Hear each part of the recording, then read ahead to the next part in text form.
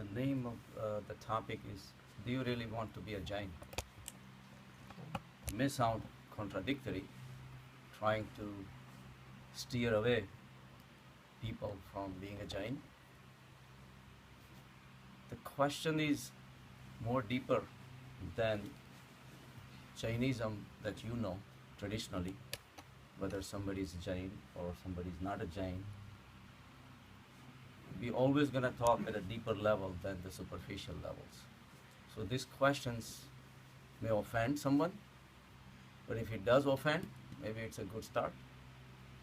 So the question is, do you really want to be a Jain? Jainism has been around for thousands of years and has given us beautiful philosophies, ahimsa, asteya, aparigraha.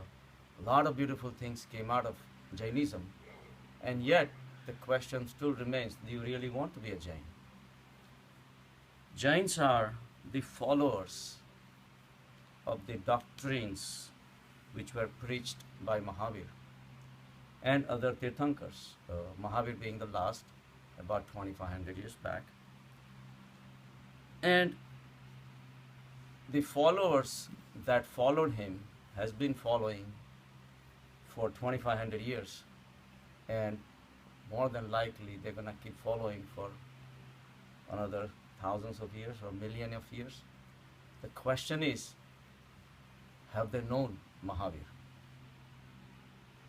And the question comes for you, that by being a Jain, can you know Mahavir? There are two groups of people. You can be one or the other. Either you can be a follower of Mahavir, or you can be a criticizer of Mahavir. If you belong to some other religions, it will be easy for you to just criticize Mahavir. And if you are a follower of Jainism, you could be a follower of Jainism and love Mahavir.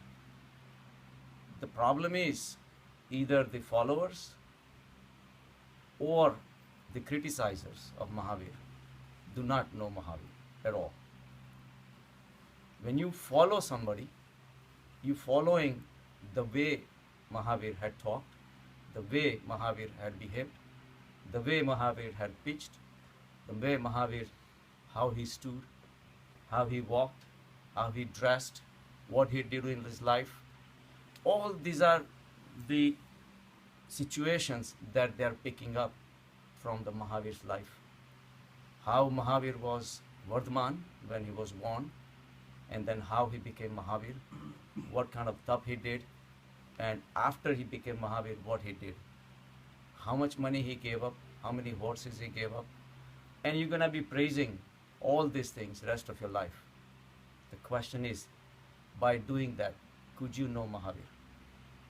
Mahavir was originally Vardhaman. What converted him to be a Mahavir is a totally different ballgame. By following his actions, by copying his actions, and by worshipping him and doing the puja and the rituals, quoting all the mantras, is that going to teach you who Mahavir was? Chances are not. Because you are already biased. First of all, the fact that you are born in a Jain family and you considering yourself a Jain, that is the most ridiculous thing you can ever think of. Because being a Jain, true Jain, is totally different than being born in a family called Jain family. At the same time, when you are criticizer of Mahavir or Jainism or those doctrines, that means you have something against Jainism, and that means you are already biased by your other opinions about Jainism before you even know about Jainism, because you're already follower of some other religion. Say you're bringing Hinduism or Christianity or any other religion you can think of, you bring it up to the, evaluating the Jainism, then you're going to be criticizing, oh, Jainism does not have this. So both the minds are biased mind. With the biased mind, you cannot reach anywhere. What you really need is a scientific mind. A scientific mind which is not a preconditioned mind. You have to have a totally blank mind with an intention to know Jainism, intention to understand Jainism, and ultimately assimilate yourself into Jainism. So lovers of Mahavir cannot know Mahavir because they already love him. What else is there? You are born in a Jain family. The parents tell you that you are a Jain, so your God is secured.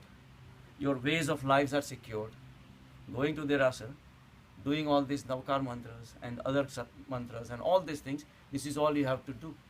As long as that satisfies your parents, you are happy. It satisfies your parents, parents are happy. And parents are happy because their friends are happy. And the whole rotation keeps going on and on and on. Ultimately, we're doing something to please each other. But have we really made any progress? Any at all, even an inch of progress in the direction what Mahavir had achieved? No.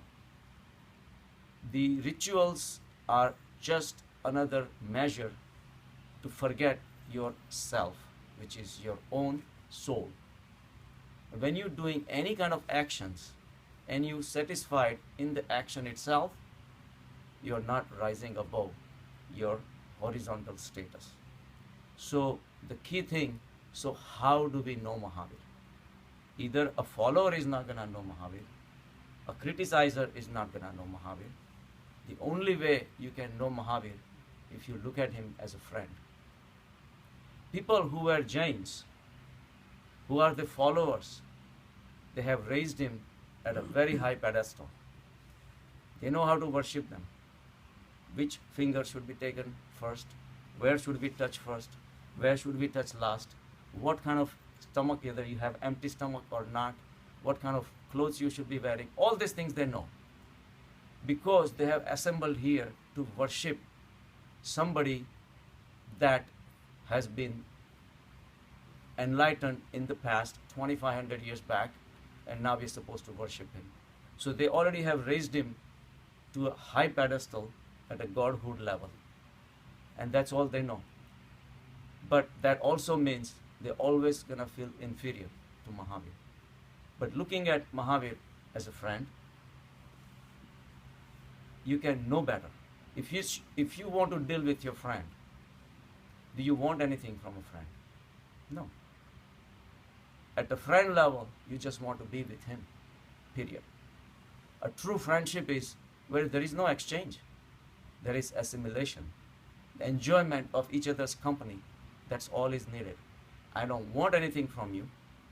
I don't have to give you anything to be your friend.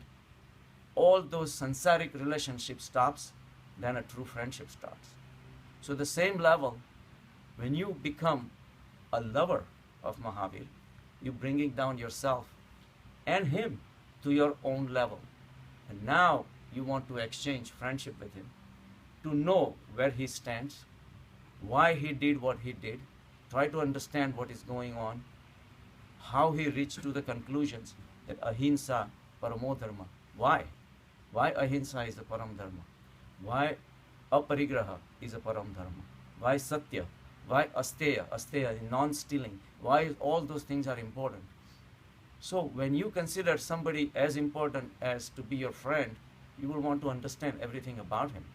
And then the true friendship starts. So my approach to Jainism is to know Mahavir rather than be a worshipper or a follower, and definitely not a criticizer. Because both the people are walking away without taking anything from Mahavir.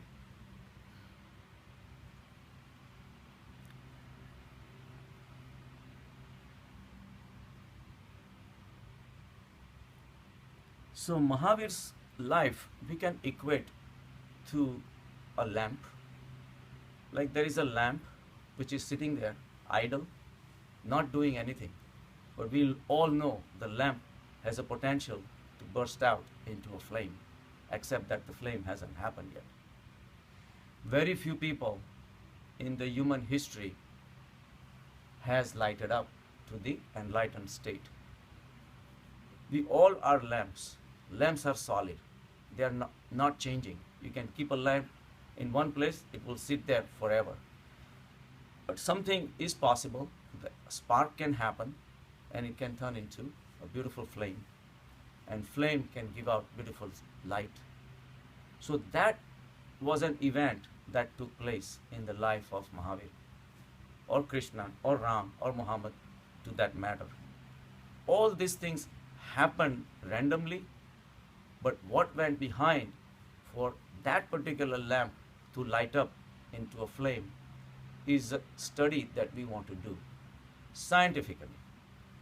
Scientific approach to anything will take you somewhere, but a dead approach of just following the rituals and routines of borrowed ideas and borrowed thoughts from other people is not going to take you anywhere. You want to have that spark happening in your life. You want to light up and ultimately reach to the state of enlightenment. So that is our goal in learning from Mahavir. There are So the question is, if you want to become a Jain, then you have to follow the doctrines taught by him and all the rules and regulations of Jainism, which may be good, which may be bad, but the question is, you're going to be caught up. And then you also are remaining at a lamp level. The flame is not going to spark in your life.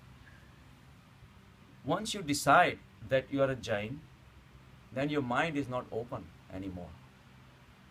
You have made a decision, and that decision binds you up. And then all the things that has to follow as a Jain, you have to follow. But somebody who has kept an open mind and come to Jainism to learn the principles of Jainism and incorporate them in their life, and maybe hopefully through that method you can reach to the enlightened state, his progress is totally blocked, because now he is a Jain, he's labeled as a Jain, and there is no other future possible. Versus if you have an open mind, you can learn from Mahavir, you can learn from Krishna, you can learn from Ram, you can learn from whichever source you can learn, but ultimately progress to become a lamp, a lighted lamp that Mahavir was. So when you fight for Mahavir, because you consider him as your prophet, now Mahavir becomes something that you have to defend. As soon as somebody tells me something against Jainism, I draw a sword. I want to fight, because now almost it's like my possession that I have to fight for Mahavir. Mahavir was so superior to all of us, and imagine a tiny human being like us who have not received any spiritual background want to fight for Mahavir, as if Mahavir needs any protection. So when you fight for Mahavir because you are a Jain, you are totally taking a wrong approach. At the same time, when you want to criticize Mahavir, you're ready to fight to anybody who wants to defend Jainism. So you are just fighting. Are you really defending Mahavir, or are you defending your own ego? Because you made that decision to be a Jain, so now your ego is forced behind your decision. So that nobody proves your decision to be wrong, now you're going to have to fight because you are a Jain. And somebody made a remark about Jainism. So it is ultimately the battle of the egos. And again, we are dwelling in a horizontal state. We have not lifted up at all. So when you want to be a Jain, you're going to be involved in his actions rather than his teachings, rather than how those teachings came into existence. What should I do to become ahimsak, rather than taking a janda of ahimsa and walking around and doing nothing but violence in the world? So to understand the true meaning of ahimsa or aparigraha, that's where we should spend our energy, and that's what we're going to do.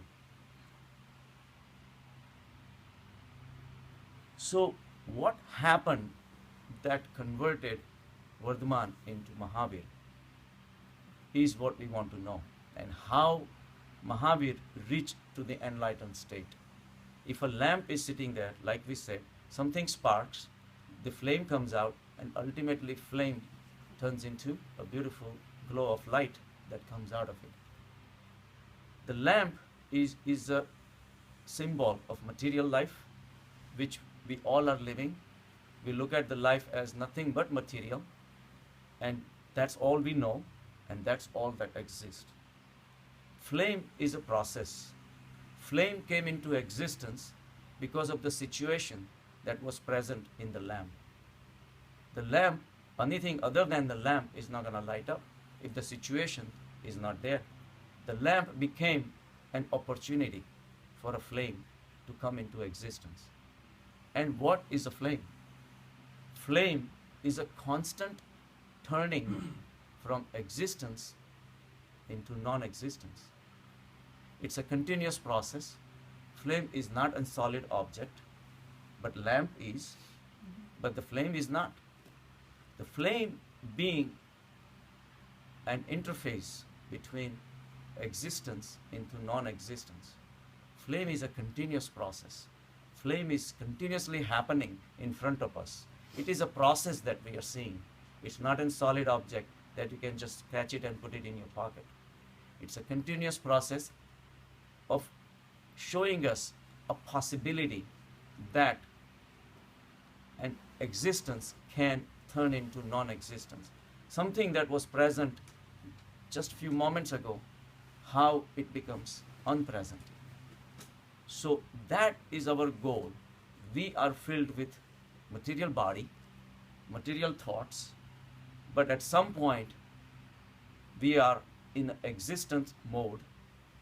We want to connect to the non-existence mode. The element that express itself through Mahavir is what our goal should be. So to learn about that element that actually happened in him, where non-existence came into existence through his body, the material body turned into something, took us into a totally unknowable state. And that state is the ultimate goal. For that, we cannot put him at the pedestal of a god. So we consider us as a human being, and maybe after thousands of years, when our karmas are depleted and all these things, maybe we'll reach there, maybe we will not. Meanwhile, let's keep on having eat, be, and marry, and be happy state. And that's what all these karma theories and all these rituals and all these writings in the scriptures have done. They say it is not easy to reach him. He was 10 feet tall. He had teeth of 1 foot long, and all those ridiculous things have been created in the name of putting him at a higher pedestal, because that's the only way you can expect ordinary people to worship him. If somebody says that Mahavir was like you and me, he says, why do I have to worship him? So in the name of all that, ridiculous things have been created, and that has made us almost unreachable to the Mahavir state. But that does not have to be the case. If we use our scientific approach, there was one Jain Muni that approached Osho, and so he says that I'm trying to prove reincarnation from scientific point of view. So Osho says, let me take one step back. That you trying to prove reincarnation from scientific point of view, that means your approach is unscientific to begin with. Because science does not make any conclusions before the experiment starts.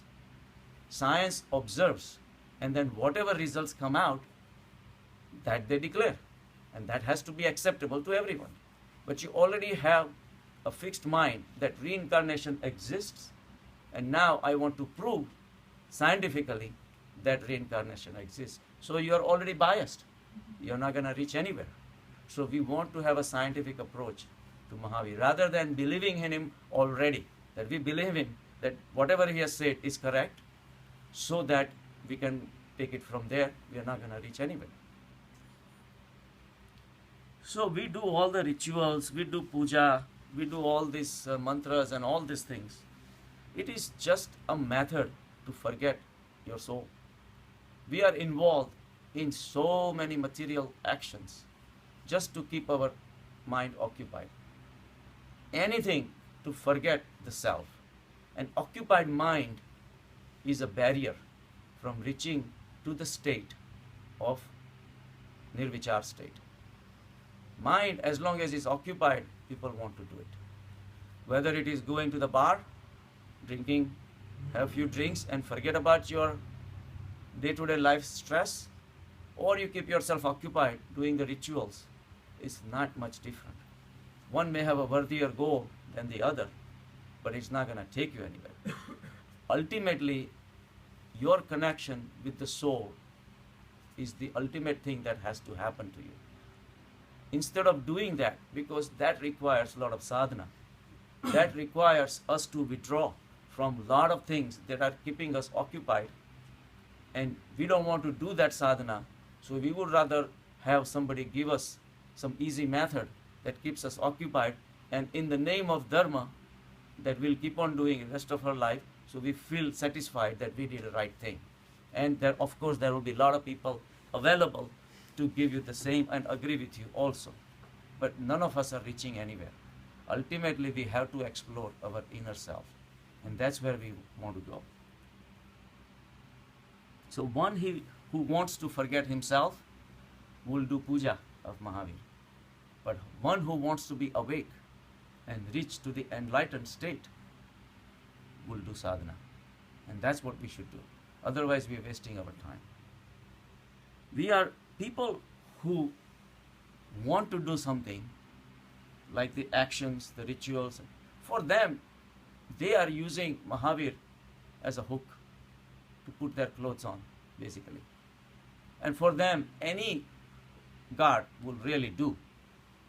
If you pick them up and drop them off some other religion where they are surrounded by other people, eventually, after a few years, they will give up Mahavir easily. And they will pick up Krishna or Ram. We were in Morocco, and they had some Christians before, and then of course it became a Muslim state and 99% Muslims. And I said, what happened to those Christians? Well, they converted into Muslim voluntarily. Now they had to mention voluntarily. So that's what happens. If one god replaces, the other god will do. And if that doesn't work out, other will do too. We are just practicing our ego. We going to Mahavir, and they say, take me out of this Mahasagar, Mahabhav Sagar, take me out of that, this and that. We are begging to Mahavir. We are not doing anything to get out of this Bhav Sagar that we have been going through for all these generations, and all those lives we have been living this sansar, and we keep praying and begging to Mahavir to take, as if he is a savior. Mahavir did not pray to anyone. Mahavir did the soul searching. We don't want to do that. So our ego is looking for something in the form of Mahavir. And the people who hate Mahavir are also practicing their ego, because Mahavir does not meet his criteria or definitions of what a religion should be. So they will come dibble-dabble in Jainism, and they say, no, it doesn't look good, so he walks away, and then he goes back to his own religion. So he already came with a prepared mind that what his likes and what his dislikes are, and that's part of the ego. So the ego is always roaming around. Ego has survived millions of years. It's not going to die out that easily unless we understand exactly what we're doing. So when we like Mahavir, we're practicing our ego. When we hate Mahavir, we're practicing our ego. Only when we try to understand him, we are ready to drop the ego. In fact, the people who are into rituals, who are into the scriptures of Jainism, the reason they are, and the reason they don't want to go inside, because if it comes to face, that supposing some of the statements made by Mahavir turns out to be wrong, what am I going to do? Now my ego is not ready to give up my fixed ideas that I have received from the scriptures. They don't want to accept it, and that's exactly what is happening. All the Jain Munis and all these ridiculous things have been practiced for covering your mouth and covering your nose, and then not caring about other people. They worry about the tiny bugs, but they don't worry about hating each other or whatever, or cheating each other. And the Jain community continues to be rich. There is always a reason. behind it, and nothing, everything is achieved. So the thing is that we have to look at the bigger picture. Then only we can be a true Jain. And who says you want to be a Jain? You want to be a Jina. All Jains are not Jinas, and all Jinas are not necessarily Jains. All enlightened people are Jinas. Whatever part of the society they came from, they all are Jinas. So that's our approach, what it should be.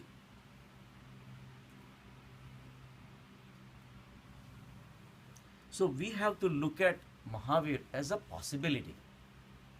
We have to thank him that he existed as a human being, but he reached to the enlightened state. So if anything that you can take away from Mahavir, we have to look at him as a possibility. Because he did it, we also should be able to do. The lamp provided happenings, provided these situations possible to turn into a flame. And flame provides a situation to go into a known. And that's the process we want to go. So we are all, there are so many lamps, there are millions of lamps. We all are lamps, ready to burst into flames. But we are busy comparing with each other. This lamp is better than this lamp. I am better than you. You are better than thee. He's shorter, he's taller, he's black, this and that. Where we really should make a differentiation, we are not ready. The main difference is only two. There is only one difference in the world. Enlightened and non-enlightened. That's the only difference. But looking at from that angle, we are so busy comparing ourselves with each other. Oh, you achieved this, I have to do this harder, so I'm gonna work harder. This and that, and we waste time in comparing the lamps. And there are some people even go one step further. They compare the flames. Oh, my flame is bigger than your flame. Ram was a flame, Krishna was a flame, Buddha was a flame, Muhammad was a flame. But no, this flame is bigger. Christianity has 1/3 of the whole world's population as a Christian. That is the biggest religion in the world. Yes, but so what? Does the bigger flame do a better job in converting into non-existence than a smaller flame? And really, does it matter whether the flame is going to be small or bigger flame? The light that comes out is the same. So if we are not busy comparing ourselves with each other, but because we live in duality, we see the things differently. Our mind divides everybody, including peoples or neighbors and friends and other people around us, and as if it's not bad enough, we use our dirty tricks of our mind to compare our gods, where the gods actually reached to an enlightened state, and at that state, they are in a formless state. There is no difference between Ram or Krishna or Mahavir. But yet, we want to create differences, not realizing that the difference is between us and Mahavir, not within us. In fact, they are the people who transcended the differences and reached to the formless state. But instead of us reaching to the formless state, we keep on playing with the dirty tricks and dirty politics and keep on differentiating in our gods. I'm sure they all are sitting there having a cup of coffee and laughing on us because they don't see any difference within themselves. Drinking coffee. So,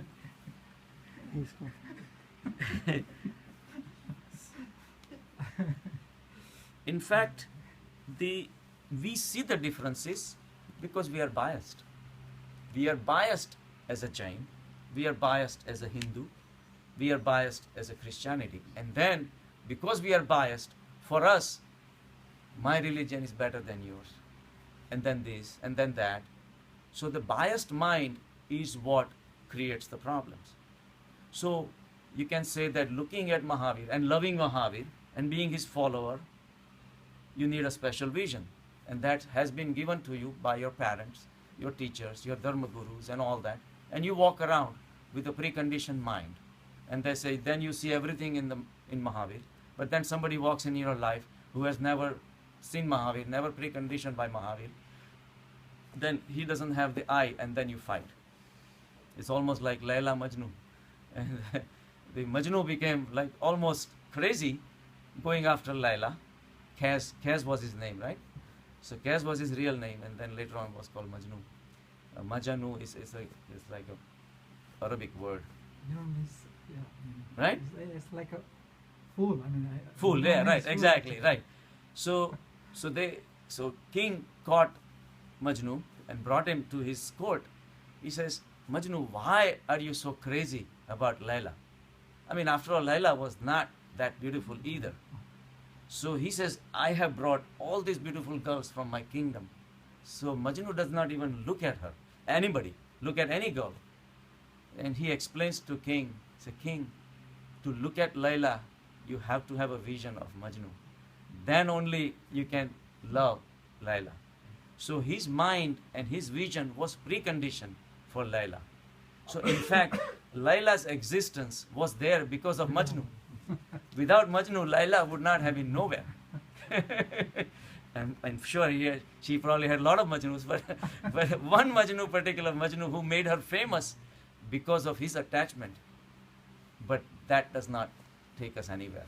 So we don't need visions of Majnu to love Mahavir. We want to have a clean mind, like a child's mind, an innocent mind, ready to learn everything, ready to observe everything. For that you need a fresh mind, a fresh thinking. And that can happen only if we give up attachment to anything.